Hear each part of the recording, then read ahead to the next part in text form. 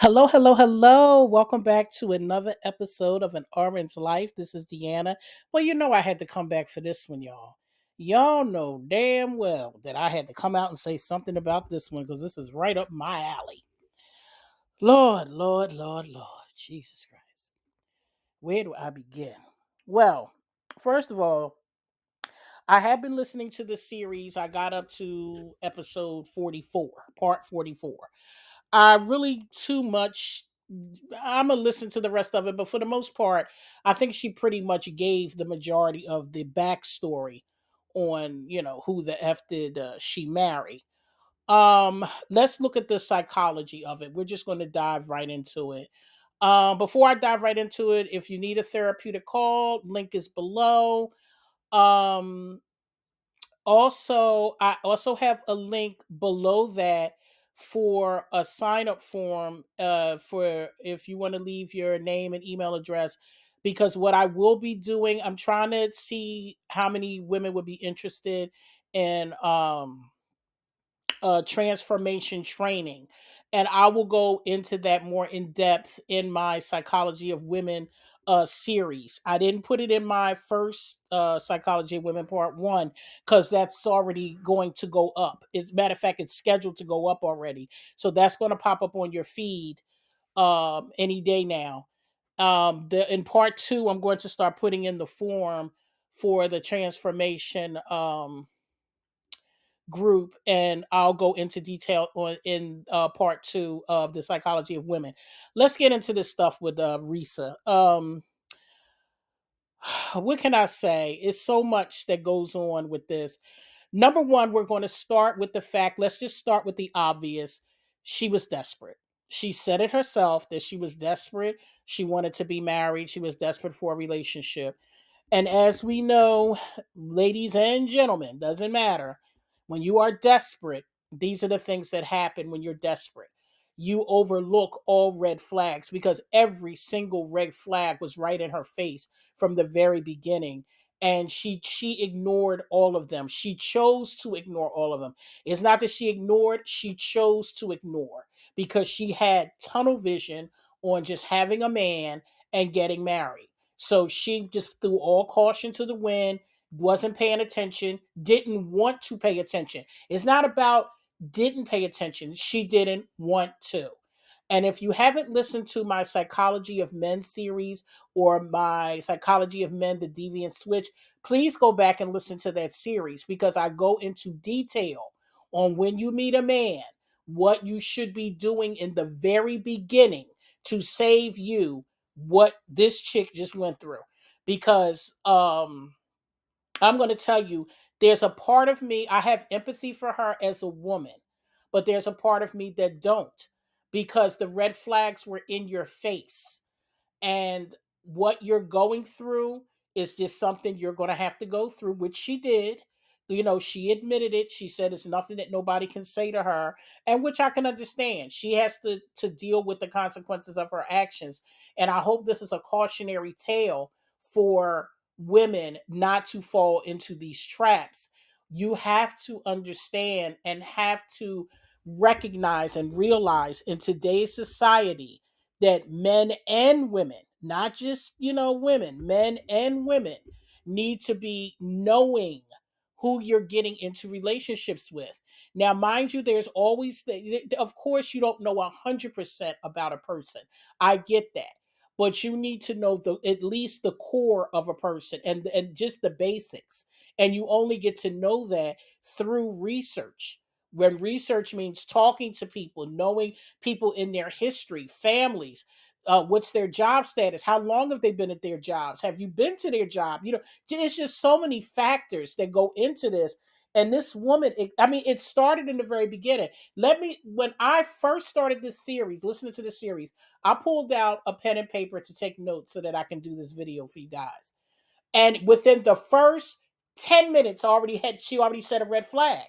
The fact that he used two different names on two different dating apps, that right there would have been a huge red flag for me.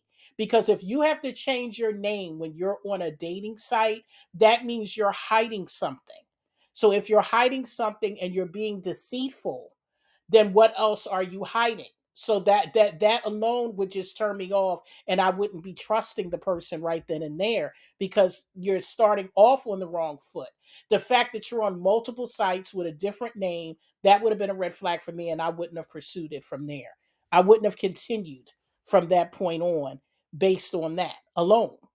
But again, she kept pushing, and she didn't ask enough questions.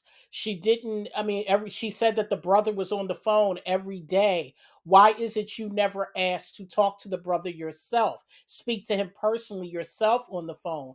I really and truly believe that she avoided anything that could confirm her suspicions because she did not want to know.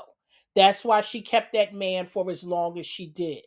That's exactly why she did. She did not want to know when there was plenty of opportunities for her to know. Not once did she say, I want to go to his job. I'm coming to your job today.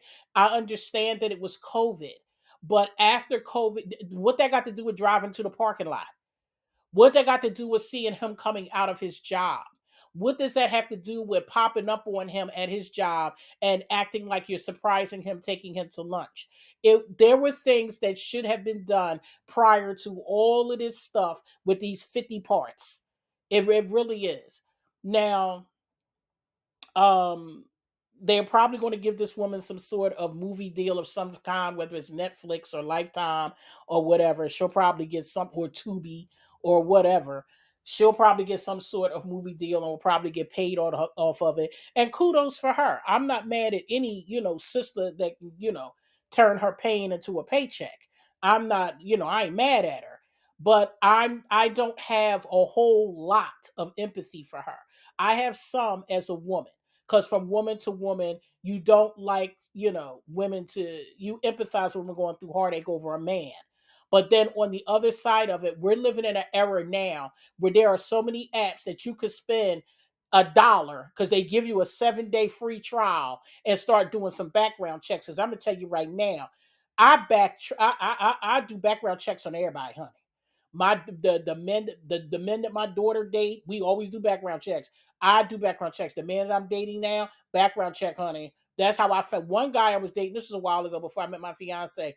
I did a background check on him and found out he'd been to jail. Okay, we're done, because he lied and said he hadn't been to jail, because that's one of the questions I asked from the door. Have you ever been to jail for anything? He told me no. Well, honey, I found out he did 5 years. But bye, gone. This is the stuff I'm talking about. We live in an era now where you can find out a lot of things by doing reverse searches, background checks. A couple dollars, you can get whatever find out whatever you need. So that's why I said there's no excuse for what she just went through, because she said she met the man in 2020, right before the shutdown. More red flags is that you're moving in with a man that you just met. That's another huge red flag. Huge. You just met the man. You don't even know him. So how are you moving in with him already? That's another red flag. All of that is just, the love bombing. Now, I can understand her maybe not knowing what love bombing is. It's possible. I don't know how she couldn't, but it's possible. There's still some women out here that don't know what love bombing looks like. Maybe they do, maybe they don't. I don't know. But the point I'm making is she did admit that she, caused a lot of this stuff herself. She ignored a lot, but she is a woman that's not alone. It's a lot of women out here just like Risa. It's not going to, what's happening to her is going to happen to another woman. It's happened to plenty of women in the past. It's probably happened to a woman you know. What it is that since she put it on TikTok and gave it 50 parts, and it went viral, everybody's listening to it. This is why, she's able to, get the notoriety that she's getting. But her story is as old as time. There's always some man that's lying and getting over on women. This is nothing new, y'all. It's nothing new. But again, it's when a woman is desperate. And that's why my Psychology of Women series is really going to be good, because I'm going to be diving into a lot of things about us and how we got to the point that we are right now in this society. Because when you look around right now, I'm sorry, women, we're not winning right now. I tell you the truth, nobody's winning. So men are not winning and women are not winning. But right now, women are not winning. We're as a whole, we're not when you look at social media. And I will get more into that. If you haven't followed me as of yet, if you listen to this video, please subscribe and follow for my Psychology of Women videos that are coming up. Because if you're listening to this video, then my Psychology of Women is either coming up the next day or the day after, because both videos were scheduled and uploaded. So if you're listening to this, trust me, the Psychology of Women is up next and it's coming up within the next day or two. So, again, this woman was desperate. She was very desperate, and she said it herself. She was desperate. And when a woman becomes desperate, that's when she totally ignores everything, because she just wants to be married. She just wants to be coupled. And let me explain something to you ladies. It's nothing wrong with that. We are here to be with men if you are heterosexual. Let me just say that, because we're in a new day now. So if you are heterosexual, we're supposed to be with men. We're supposed to want to be with them. We're supposed to feel a certain way when we're not with them, because that's our mate. We're supposed to. So it's not, when I say our mate, that's our match. We're supposed to be with men. So, I get it. But also, women, we have to be smarter, because what we know is we have more to lose than men. See, that's the thing. We have more to lose. Risa was pregnant, had a miscarriage, went through a DNC. That's a whole mental, physical. We have so much more that we lose when these relationships don't work out than men. 9 times out of 10, we're left with the children. We're left with the bills. We're left with all the responsibility when these men do not do what they're supposed to do. Even if men do help out financially and they are, co-parenting as fathers, it is still difficult as the mother to be the primary parent, because the father is still not the primary parent. The mother is still doing the day to day with the children round the clock, only getting breaks here and there because the men do not take children full time. So again, we are the ones that suffer. And when it comes to these relationships, men skip off into the sunset and find another woman and just, rinse and repeat. That's what they do. In the meantime, we're stuck with everything, and we're emotionally drained and physically drained and financially drained. So that's why I said, is it really worth it? Is being desperate. If I could ask her, would she do it all again? I wonder what her answer would be, because of the fact, if you had to choose between what you just went through and being lonely, which one would you pick? Because one thing about loneliness, that can be solved right away. One thing about being lonely, you could call a friend, go hang out. You could, get a hobby and meet people.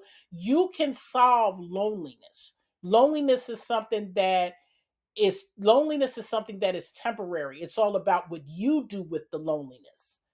But when somebody comes in your life, and this man only been in her life for like a year and a half, and we hearing about this in 2024, this woman is still like suffering from it because she got on TikTok and did this whole thing because she had to release it. It's still bothering her. And then on top of that, she's on TikTok with it and she's getting insulting comments like, why would a VP want somebody that looked like you? She's opening up herself to all kinds of criticism, ridicule, and everything else. So all of this that she went through, all of this, would she do it again, or would she rather just be lonely? Because me personally, I would pick lonely, because I know that I don't have to be lonely. See, that's the thing. When you're if you're at a part of your life where you're lonely, you don't have to be lonely. You can do things to make your life more fulfilling, and you feel like you have more things going on in your life where you don't even feel the loneliness. It's a void that needs to be filled. And if you fill that void, you won't have that feeling of loneliness anymore. And so as people, as humans, we are so we're so quick to take the easy way out of everything. So it's just easier just to, oh, this guy is love bombing me. Let him move in. Oh, we're going to be this. We're going to be that. It's easier to do that than to take the time and be like, let me get to know you. And what it is also, because we're so desperate, we're so quick to grab and hook the man, thinking another woman is going to get him, or if I don't hurry up, he might run off with another woman, or maybe there's another woman and he wants me. We're so quick to do that that we just ignore everything. We ignore everything. So now, Risa might get some sort of deal of some kind, and that may go well for her. But I'm going to tell you something, because one thing I know from being a nurse and working out here as many years as I have, when those lights go off and all you have is your thoughts, money doesn't mean anything at that time. It doesn't mean a thing. And that's what people doesn't understand. One thing about money, it's nice to have money, don't get me wrong. Money enables you to buy nice things, and sure, you don't have to worry about shut off notices and late fees and all that kind of stuff. You could pay your bills. But money never brings happiness. It never does. Money just makes life easier as far as you living. But as far as making you happy, money does not make you happy. And see, I was sitting up here listening to Risa say that this man came in paying all the bills and she's never had that before. She was too caught up on everything that was superficial. She was too busy seeing, oh, a man is coming in here paying all my bills and he's love bombing me and this and that. But you got to ask yourself, why is he doing that? Because you got to look at what love bombing is.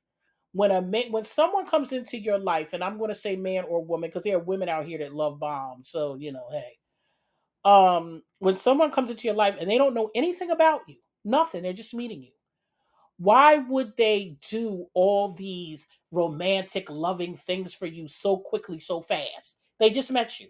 So why is it on date 2 they want to pay your car note, or why is it on date 2 they want to pay your rent? you know you got to look at that, because you might know you're a great person and that's all fine, well and good, but they don't know you though. So how do you meet someone one day and the next day you want to pay their rent, pay their bills, buy their groceries, just come in and just save the day and just do everything, and you just met them? You don't know anything about them. Absolutely nothing. You don't know if they're hiding another relationship. You don't know if they're hiding kids. You don't know if they're hiding a sociopathic mind. You don't know what's going on. But you are so eager to accept love bombing and just running with it. And see, that's a problem right there. I don't deal with men that love bomb, because that is not a normal thing to do. The normal thing to do is to pace yourself and to get to know someone. If you're interested in someone being a possible mate for you, then you pace yourself. Now, I can see paying somebody's rent after you've been dating for a while and it comes up you're having a problem, because that's what happened with me and my fiance. I had an emergency come up where I needed a large sum of money and I didn't have it at the time. He gave me the money and I was shocked and surprised. But by this point, first of all, my fiance, I've known him for a little while. That's number one, before we started dating. And number two, we were dating for a little while before he even offered to help me. We were dating like maybe 2 months at the time, or 3 months, or something like that. But we also knew each other prior to that. Like, we've shared meals, we had been around each other socially around other groups of people. And we've been around each other for years. We know we have like the same groups of friends to some degree. Like my fiance is friends with another friend of mine who is a guy in a different friend group. So, because we have our own friend groups, but we have a mutual friend that's a part of a friend group that's an extension of my own friend group, if you can get what I'm saying. So the point I'm making is that I've known him for a while. He's not somebody I met online or somebody I met off the street. So after dating for a couple months, and I said, I mentioned, that this is, I was upset, about this and what I had to do. I didn't ask him for the money, but he offered it and he wrote me a check, told me to meet him for lunch, and he gave me a check.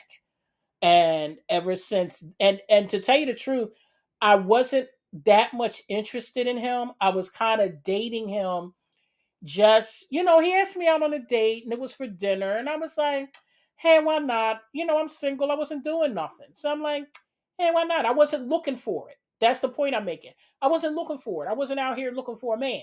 And when I get to my psychology of women, I'm going to go into my story and my daughter's story because I got some points to prove. But again, you got to subscribe. If you're listening to this video, you got to subscribe for the rest. But anyway, he gave me the money, and again, I'm paying him back. He gave it to me, but I told him I'm gonna give him the money back. And I have started paying him back because, like I said, it is a large sum of money. So I started paying him back because of the simple, I'm paying him back because of the simple fact that I didn't know at that particular time if I wanted to continue the relationship. So because if I didn't know if I was going to continue it or not, because we were just dating, I started paying him his money back. Now I don't have to pay him the money back because I still owe him more money in all actuality. But in reality, I don't have to because now he's my fiance, so he don't give a damn now.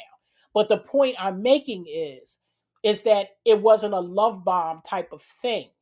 It was a thing where, I mentioned that I needed it.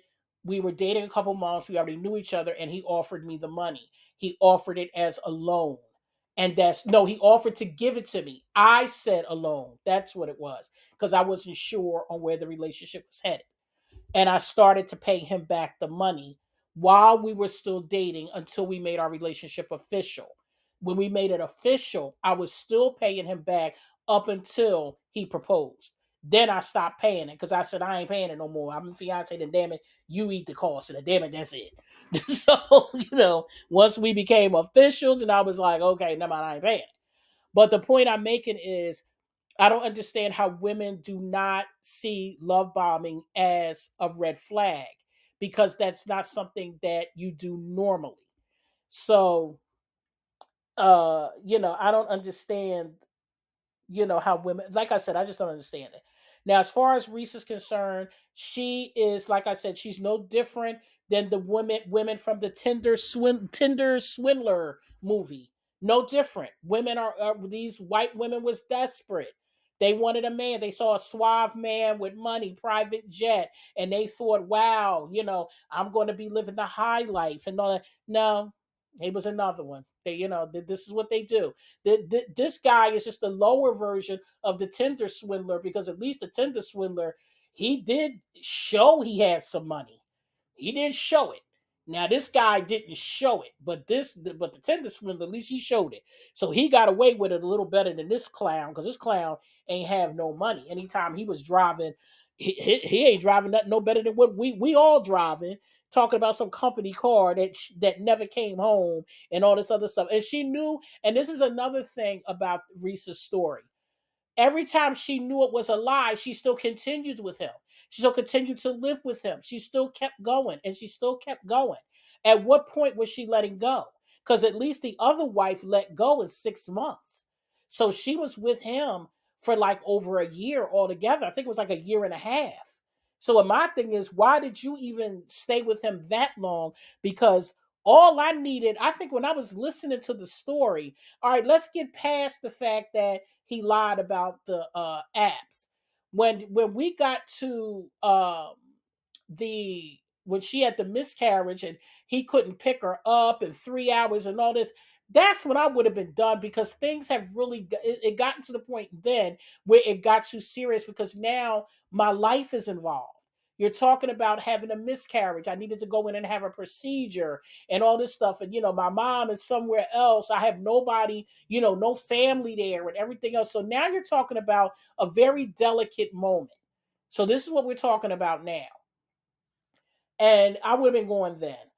And also another thing, one thing that I noticed too about this story is that she talked about that her mother is one of those people that's like a big uh religious person, and that's another thing that I don't like. Mothers who are I'm not, no offense to her mother, and I'm not trying to attack her mother, but I don't, mothers who use religion for everything, like everything is in prayer and this and that. This might be why this woman has difficulty recognizing red flags and don't want to, because your mother should have been teaching you better. I'm sorry. Your mother should have been teaching you better, and your mother should have asked more questions, and your mother should have said more, because that's what I would have done. It ain't got nothing to do with Jesus at this point. It got to do with me and my child. So I don't understand. I don't understand that part. I'm not attacking her mother, and I'm not knocking her mother. I'm just saying I don't get that part. I'm not with the religion when it comes to certain things. Please don't get me wrong. I love God, and I fear the Lord. I'm a God fearing woman, and I pray every day. But I'm not using God in certain situations. Certain situations, they need a human touch, not a spiritual touch. So sometimes that's what you need. And this is one of them times. Because if that was my daughter, I would have known something was wrong. I would have known something was wrong when there wasn't no wedding reception. I would have known something was wrong when there wasn't no real wedding. I would have known something was wrong when you in the hospital talk about a miscarriage. I'm coming down there. I would have known something was. It's too many things that happen. And when she was talking to her mother, I'm sure she didn't sound happy. You know when something's wrong with your child. I know when something's wrong with my kids. I can feel it in my gut. So I don't understand none of that, and I probably never will. But I'm going to close this out because, again, this is a woman that was clearly desperate to have a man, desperate to be married, and did not care about one red flag until it affected her life too much. Once it affected, she didn't care about none of these red flags. So you didn't know if he was married. You didn't know anything. He was hiding so much it was crazy. But you didn't care about none of the red flags as long as you got down that aisle, got that ring, and say you married, I'm a wife, and this and that, and you didn't care about none of that, none of the red flags. You just wanted him. So it's a lot of women like her. This story is actually not that unique. I've heard stories worse than this. I've heard stories worse than this getting my hair done at the salon down in North Philly. I've heard worse. I've heard worse in the nail salon. So what she went through, that's nothing compared to what I've heard and seen. So that's why I said she's no different than any other woman. It's just the fact that she put it on TikTok and did 50 parts. And because she did that, that was kind of unique and people gravitated to it and was listening to it or whatever. But that story ain't, it's more salacious stories out here than that. It's stories out here worse than that. But again, I wish Risa the best. I don't know if she's going to come across this video. I wish her the best. And again, not to sound too harsh, I have empathy for you as a woman if you come across this video, but not a whole lot, honey, because you ignored every red flag. You knew what you were doing. You intentionally ignored everything because you wanted a husband. So I understand that. I understand it. However, honey, it is what it is. It's a painful lesson. And again, I hope you do get paid big time off of this story. Because again, I ain't mad at you. I wish a lot of us could turn our pain into paychecks. Hey, I got a story too that might be able to turn the pain into paycheck. Listen, we all got something. So listen, you know what I suggest? We all run over to TikTok and do a story and see who picks it up. Child, whatever. All right, y'all. I'm out of here. Look out for the Psychology of Women Part 1 that is coming up. And I'm rolling right into them. I got another one I'm going to pop up there for y'all too. You're getting a bonus video this week. So I'm on a roll this week, guys. So thanks for tuning in. Have a great one. And I will be back as soon as I possibly can. Thank you and have a great week.